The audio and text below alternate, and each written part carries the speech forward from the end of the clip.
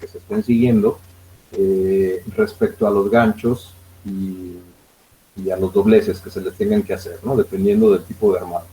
Esto lo vemos de una manera aquí muy somera, en realidad, porque finalmente es una sola fórmula, ¿no? Básicamente una formulita, un par de fórmulas las que aplicamos, que tienen que ver, repito, bueno, pues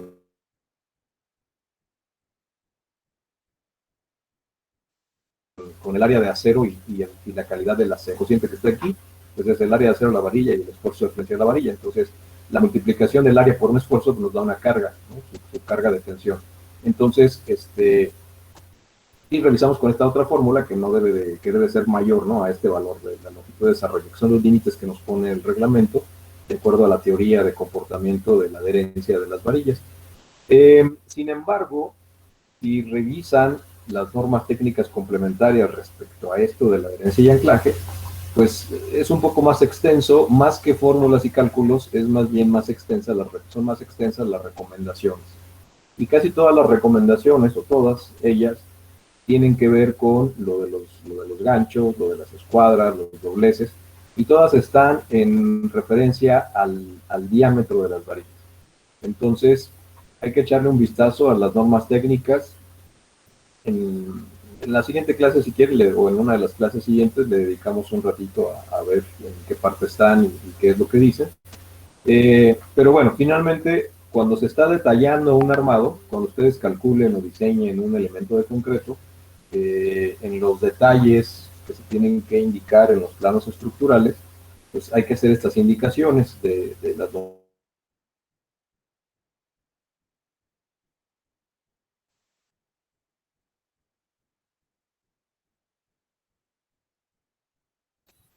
¿Se le fue, profe? Longitudes, de los dobleces. Entonces, ¿sí, perdón? Se le fue el audio ¿Alguien? un momento. Se le está cortando, ¿no? Sí. A ver si me confirman los demás. Yes. Sí, en parte sí se corta. Se le Sí, corta. profe, Sí, está cortando. profe, se le está yendo.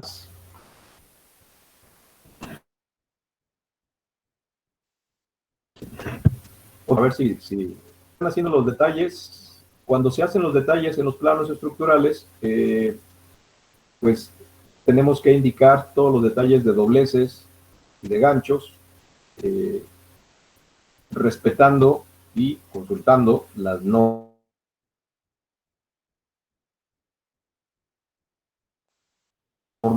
que estén vigentes. Bueno, está un ejemplo: calcular la longitud de desarrollo o longitud de anclaje de una varilla de un diámetro de 1 pulgada. Se considera que está en el lecho superior de un elemento de concreto, no especificamos qué elemento es, y que tiene un FY de 4.200 kilogramos por centímetro cuadrado, y que está empotrada dentro del concreto, cuyo F'C es de 250 kilogramos por centímetro cuadrado.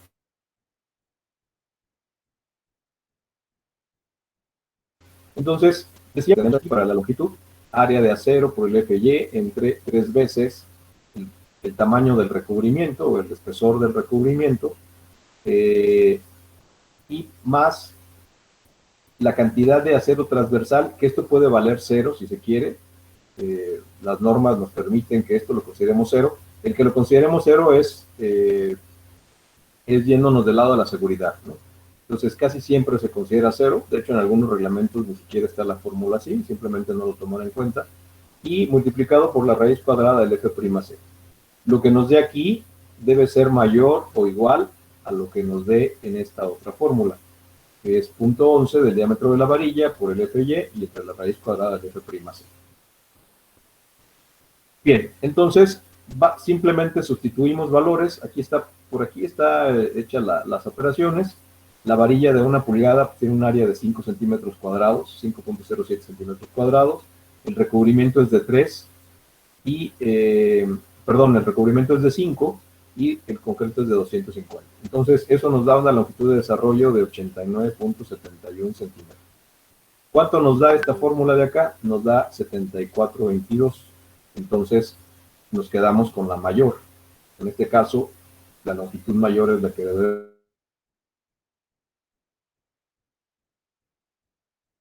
regir, que es de 89.70. Y en el dibujito, por cierto, decíamos, no está especificado qué elemento de concreto sea, y el recubrimiento que debe de tener, pues es la distancia que hay entre la varilla a la fibra más alejada del concreto, ¿no? Junto a la que está.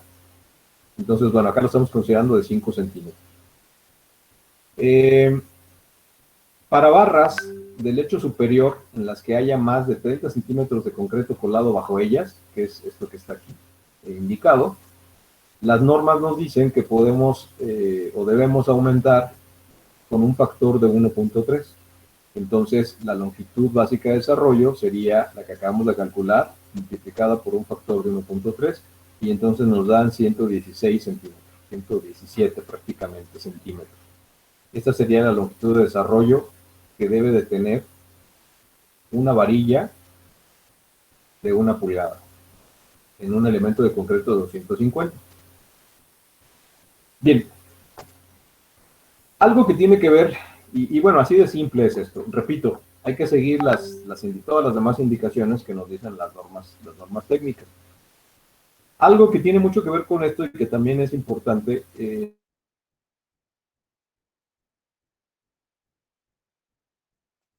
es el asunto de traslapar. Porque esto que acabamos de calcular, la longitud de desarrollo, tiene que ver con la longitud de traslape. Si en algún punto de un elemento de concreto, por ejemplo una viga o una columna, las vigas, la varilla se nos acaba, pues tenemos que darle continuidad con otra, y entonces lo que hacemos es traslapar las barras, ¿no? ¿Cuánto tenemos que traslaparlas? Bueno, pues justamente es esta longitud de desarrollo que acabamos de calcular. El traslape entre una varilla con otra, en este caso, por ejemplo, si son de 1 pulgada, pues tenemos que hacerlo de 1,17 m. Sin embargo, también en las normas hay indicaciones respecto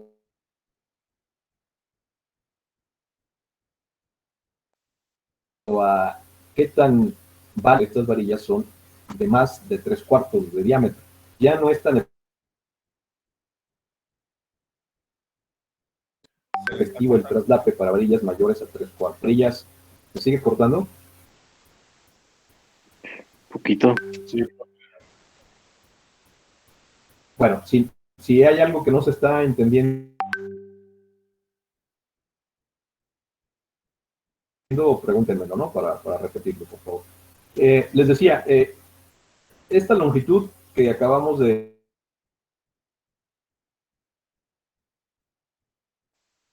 calcular, pues es la longitud necesidad de traslapar varillas en un elemento concreto, porque bueno, se nos acaba la varilla y tiene que continuar, entonces la traslapamos con otro. Y esa es la longitud que, sin embargo, les decía que en las normas técnicas, de más de 3/4, no es tan conveniente traslaparlas, más bien tenemos que usar otros métodos.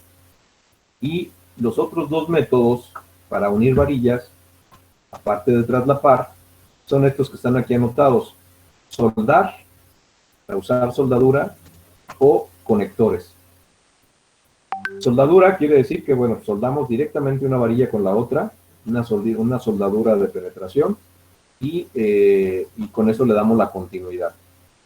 El acero de la soldadura, pues debe ser más resistente que el acero de las varillas. Tenemos que hacer caso ahí a las especificaciones. Puede ser soldadura con un método normal de soldadura eléctrica, en donde usamos un electrodo que se funde con energía eléctrica, se genera calor, se funde, y entonces ese metal del electrodo se deposita entre las puntas de las varillas y entonces las une.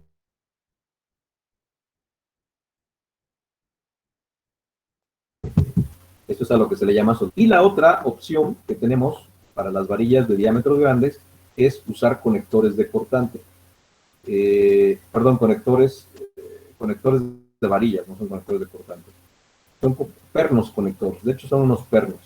¿Qué son esos pernos? Son una especie como de cilindrito metálico, de un acero también más resistente que el acero de las varillas, en donde la varilla, y tiene que tener el diámetro, hagan de cuenta que son pedazos de tubo, y entonces una varilla entra por un lado, otra varilla entra por el otro, y luego ese pedazo de tubo, ese conector, se aprieta con una herramienta especial, una herramienta hidráulica, de manera de que aprieta las varillas que está uniendo, y ya las varillas, por lo tanto, no se pueden zafar.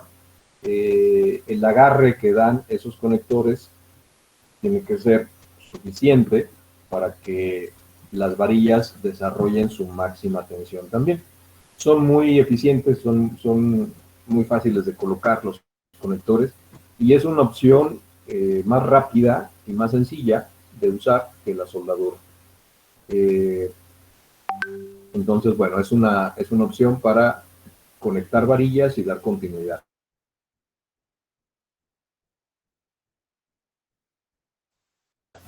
Cuando son varillas de diámetros, sí las podemos simplemente traslapar y no pasa nada. Hay algunas otras normas que tenemos que seguir en las normas técnicas respecto a los traslapes. No puede haber más de una cierta cantidad del acero traslapado en una misma sección. Esto es, en una columna, por ejemplo, las varillas suben y en algún punto se acaban, ¿no? Se nos acaba la longitud de varilla.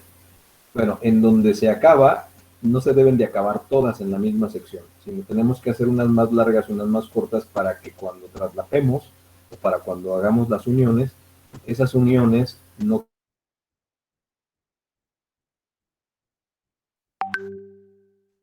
queden todas en un mismo plano, más arriba, otras más abajo. Esto es como un método de seguridad para garantizar que todo el acero de una sección quede funcionando con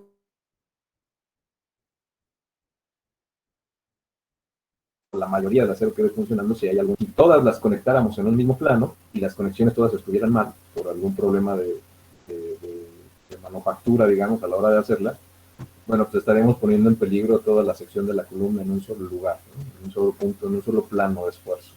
Entonces las normas nos dicen que si vamos a hacer traslapes o conexiones,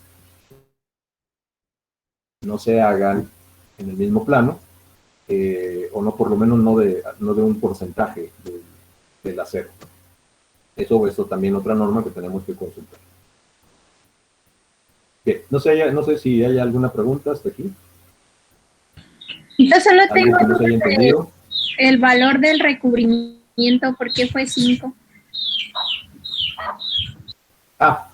Recuerden que el valor del recubrimiento aumenta, hay un mínimo que depende del tipo de elemento que se trate. Milímetros, 2,5 centímetros. Tiene que ver con el diámetro de la varilla gruesa.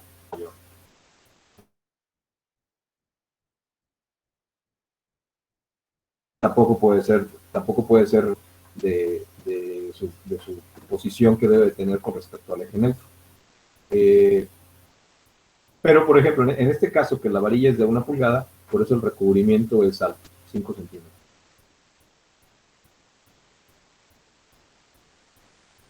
Bueno, además hay otra cosa, el recubrimiento se mide del centro de la varilla hasta el extremo del concreto.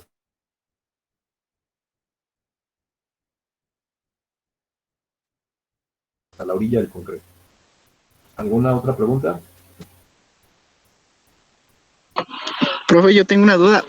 ¿Sí? La longitud de ese incumbe nada más a partir del diámetro de 1,5 pulgadas. No, la longitud de desarrollo se debe de calcular para todas las varillas, para cualquier armado de cualquier elemento.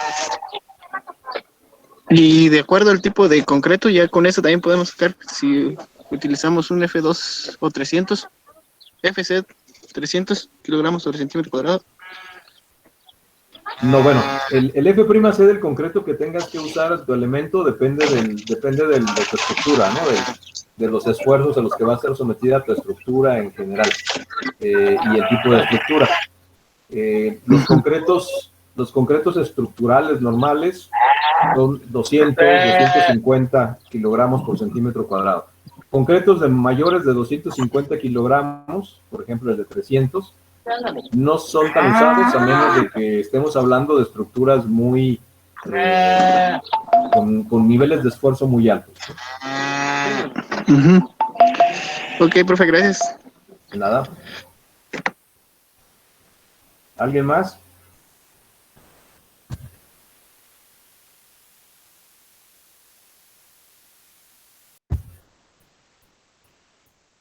El valor K, ingeniero, ese de cómo se determina o sí.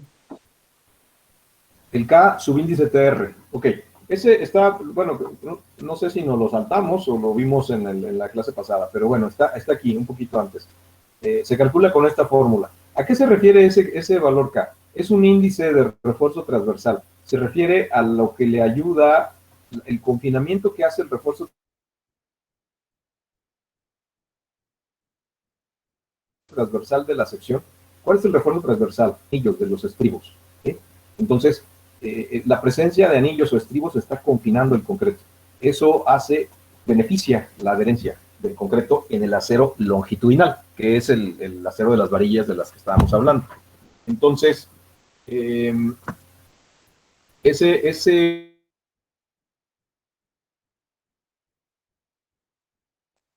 cantidad o ese índice de acero transversal. Sin embargo, les decía, o sea, eso sería irnos del lado de la seguridad un poco, ¿no? No considerar que le ayude nada, entonces, que es el valor que se usó aquí en esta fórmula.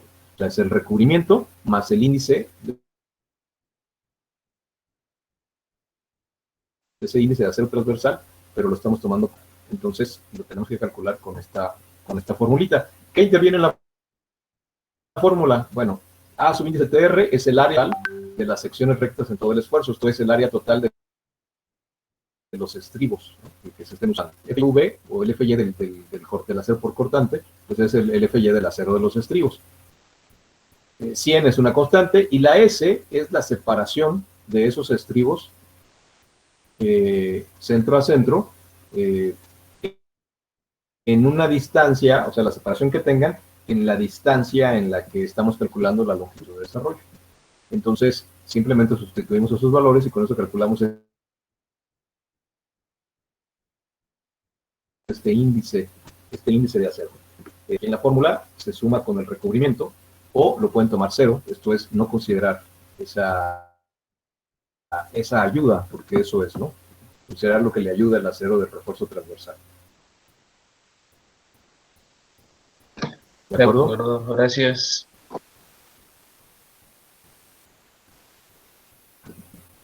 Bien, ¿alguna otra pregunta?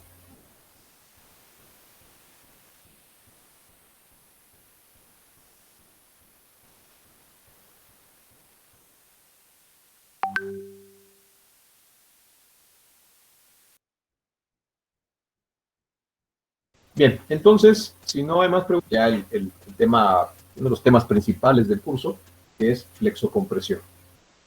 ¿Qué es la flexocompresión? Ya habíamos comentado, es una combinación, ¿no?, de esfuerzos. La acción simultánea de flexión y de compresión.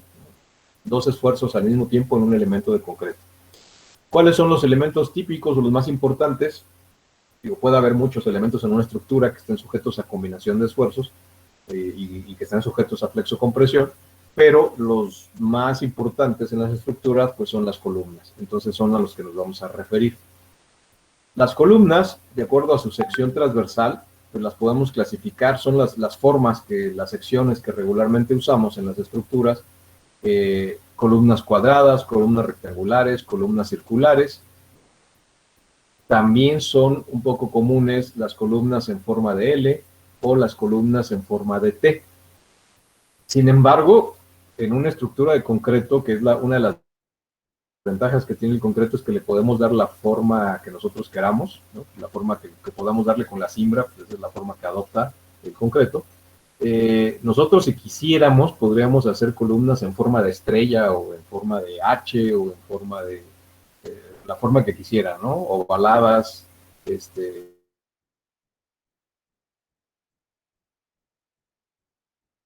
etcétera. O sea, en realidad la forma, pues por la cimbra, ¿no? Si podemos hacer una cimbra con una forma especial, pues esa es la forma que va a tener el elemento de concreto.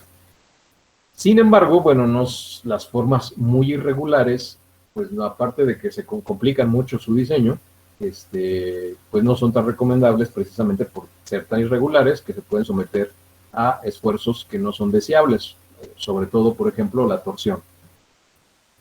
Entonces,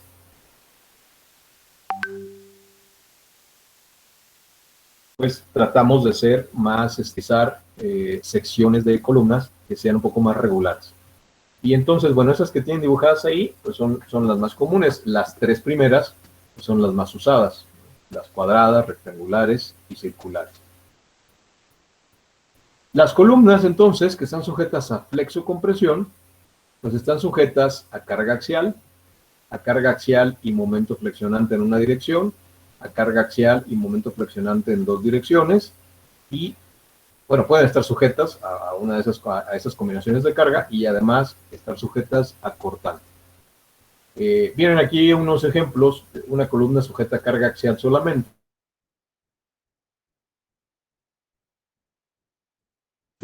o una columna sujeta a carga axial.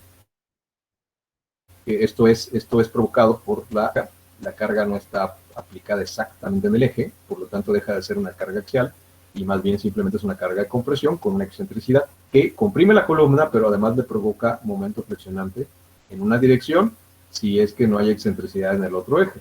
Y cuando hay excentricidad en los dos ejes, excentricidad en Y y excentricidad en X, bueno, pues es cuando tenemos una columna que tiene carga de compresión, pero además esa carga provoca momentos flexionantes alrededor de los dos ejes, que es lo que tenemos aquí graficado. Entonces,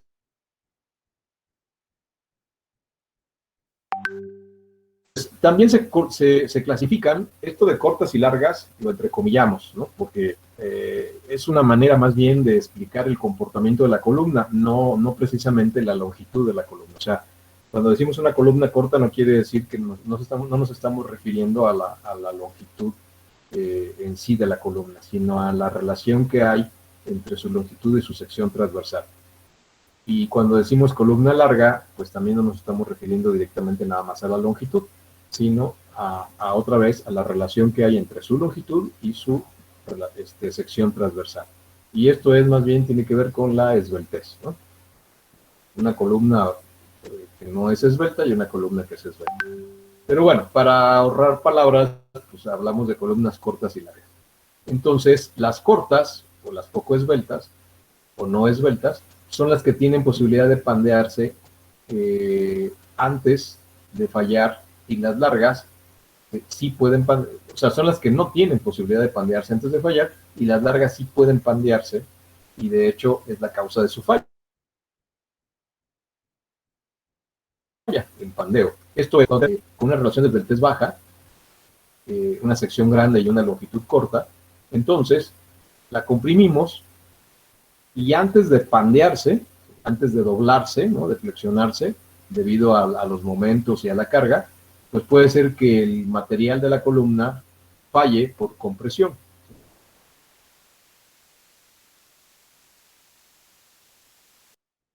Por aplastamiento, digamos, ¿no? Elemento de este tipo. Y una columna que más bien es esbelta, o sea, la relación que hay entre su longitud y su sección transversal es grande, entonces la comprimimos y la flexionamos, pero esta columna pues tiene más posibilidades de pandearse, ¿no? Lateralmente. Si falla, pues será debida justamente a ese pandeo, ¿no? Si la lleváramos hasta la falla. Entonces, bueno, aquí están los dos ejemplos: columna columna corta, baja posibilidad de pandeo, y una más alta posibilidad de pandeo.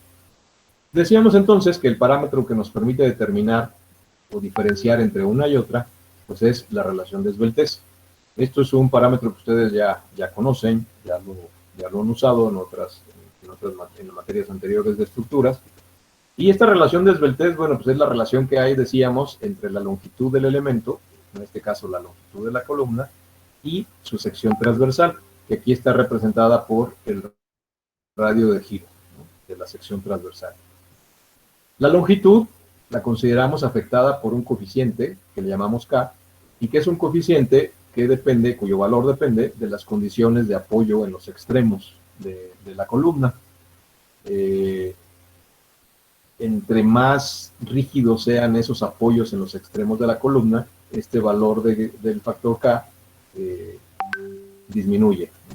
Y si son menos benéficos, menos rígidos los extremos en la columna, entonces este valor de K puede ser mayor a la unidad. Y entonces lo que hace pues es aumentar la longitud, ¿no? Provoca es que su relación de delta sea más grande.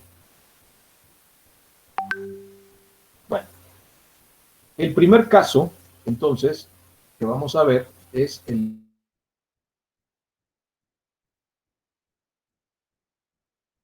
de columnas cortas, entre comillas, es baja, sujetas solamente a carga axial. Este caso, o sea, columnas que solamente estén sujetas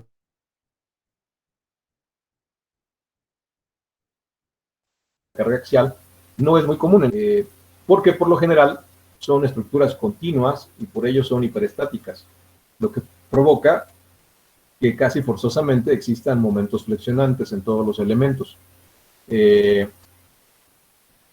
Y por otro lado, aunque no fuera una estructura hiperestática, sino fuera una estructura isostática, pues es muy difícil también que la carga esté aplicada exactamente en el eje, ¿no? Entonces, si las cargas no están aplicadas exactamente en el eje, hay una excentricidad y eso provoca otra vez pues, momentos flexionantes. Entonces, las columnas que podamos considerar solamente sujetas a carga axial, en realidad son muy raras, casi inexistentes, ¿no?, en la práctica. Casi todas son columnas con carga y además con momentos. Sin embargo, bueno, por fines teóricos aquí, para poder entender cómo se comportan las columnas, vamos a considerar que existen estas columnas cortas sujetas a carga axial solamente. Los reglamentos de construcción recomiendan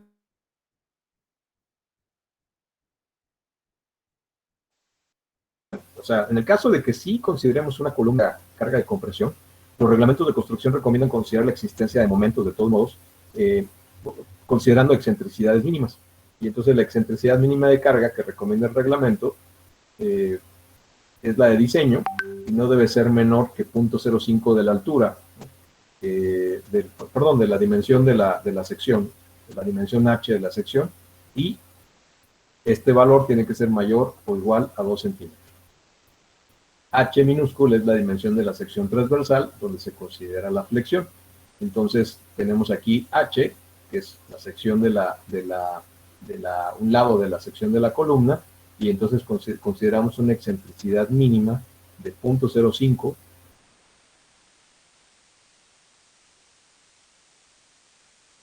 y mayor de 2, ¿no?, lo que sea lo que resulte. Bueno, por otro lado, cuando se alcanza el valor de la carga última de compresión en una columna, suponiendo que, otra vez, que es la columna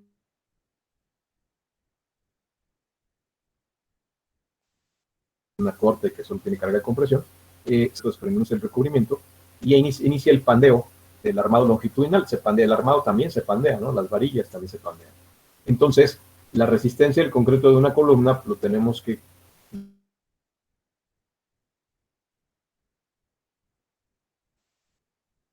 disminuir un poco. Esto ya lo conocemos de concreto, en donde tomábamos un valor de resistencia del concreto que era 0.85 del F'C, ¿no? Este valor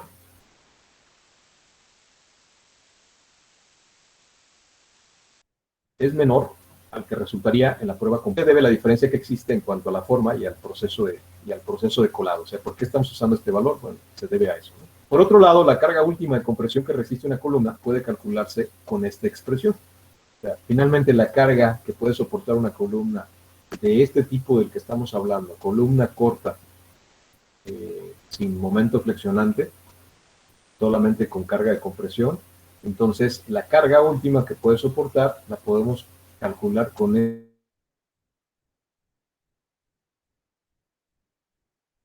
esta formulita que es muy sencilla. Un factor de resistencia más el área del concreto multiplicada por su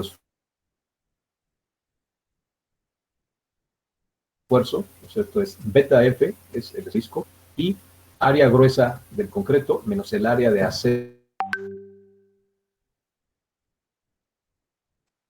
que tenga de refuerzo. Y esto es la resistencia. Lo que el acero de las varillas que tenga la columna, el acero le pueda ayudar para soportar la compresión. Ya habíamos comentado el acero que ponemos de refuerzo en el elemento de concreto, pero pues el acero también soporta un poco de compresión, no, depende de su área, ¿no? También.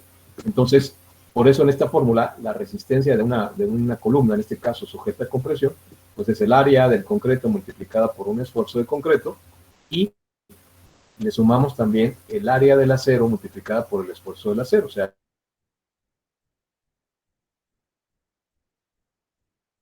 lo que contribuye el acero de refuerzo a las dos fuerzas, las dos cargas, pues es lo que consideramos como carga última que puede soportar una columna que consideramos corta, sujeta a carga axial. Entonces, con esta fórmula es con lo que calculamos. Los esfuerzos de compresión que descargan sobre las varillas longitudinales hacen una distribución de esfuerzos que provoca el pandeo y el desconchamiento de la columna, lo que decíamos, ¿no? Si esto lo cargamos, las varillas empiezan también a doblarse y entonces hace que se desprenda todo el concreto de alrededor. Esto sucede, bueno, cuando llevamos a la columna a su máxima carga. Cuando se trata de columnas de sección circular, en vez de sección cuadrada, se puede colocar un refuerzo, aquí debería decir refuerzo, se puede colocar un refuerzo helicoidal, el cual proporciona un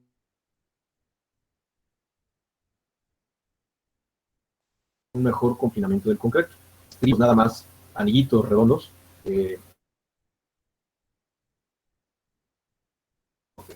A esto se le llama. Y resulta que en muchas pruebas que se han hecho y que se hicieron, las columnas que tienen este refuerzo helicoidal, cuando son redondas y se puede hacer así, le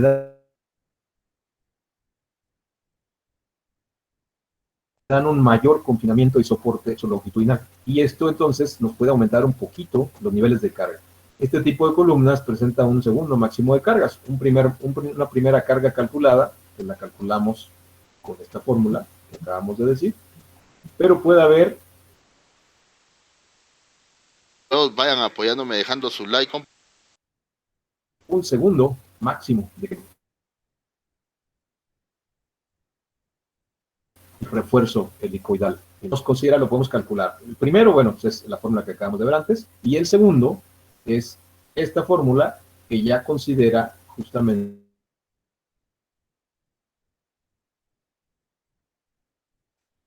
ese refuerzo helicoidal. En esta fórmula aparecen A sub índice E, que es el diámetro de la sección transversal de la hélice, o sea, el diámetro del acero con que está hecha la hélice, como resorte.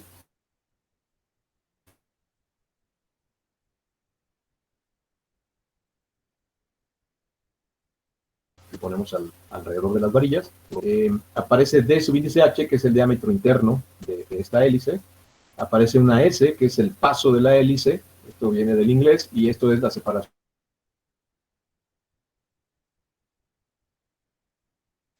que hay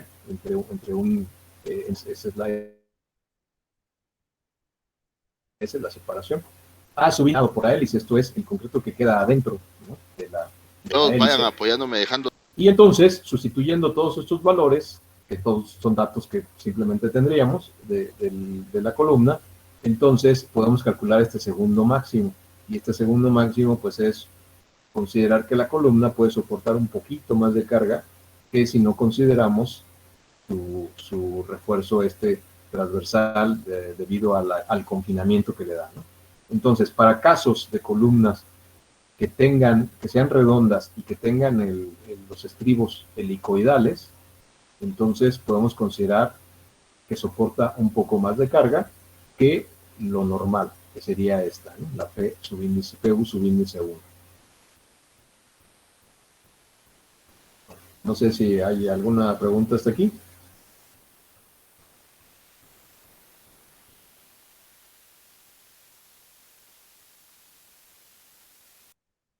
Bueno, la fórmula esta que estamos escribiendo simplificada, simplemente nos,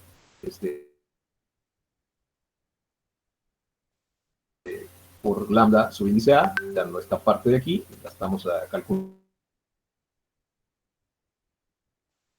aparte, ¿no? ¿Por qué lo ponemos así? Bueno, porque el libro escrita de esta otra manera y les puede parecer que son diferentes, pero en realidad son iguales, ¿no? Esta expresión con esta expresión es lo mismo. Lo único que estamos sustituyendo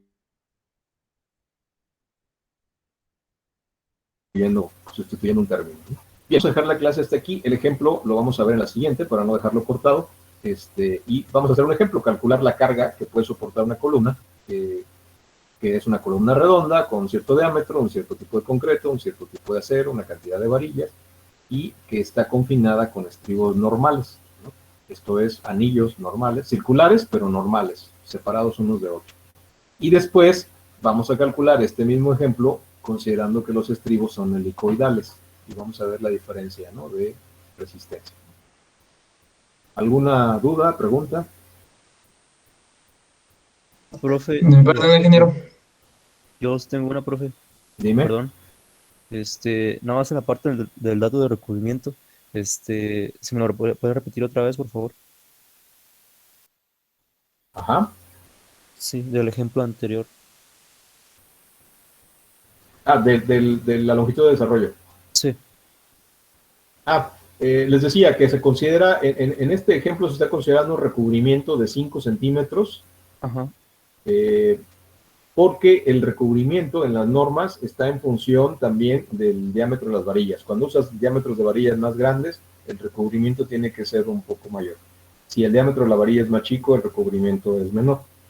Y el recubrimiento, el dato de recubrimiento que estamos sustituyendo en esta fórmula, 5, es un recubrimiento no de la orilla de la columna, perdón, de la orilla de la varilla a la orilla del concreto, sino del centro de la varilla a la orilla del concreto. Es la distancia que... Esa distancia es la que consideramos de recubrimiento, exacto. Solo 5. Ok. Uh-huh. Vale. Gracias. De nada. ¿Otra pregunta?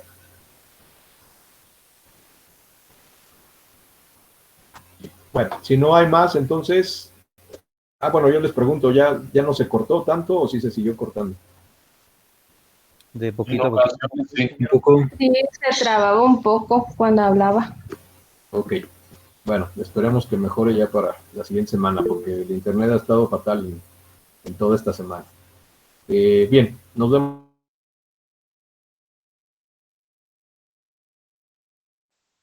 vemos la próxima semana. Que tengan buen fin de semana. Igualmente, profe. Igualmente, profe. Nos vemos. Hasta luego.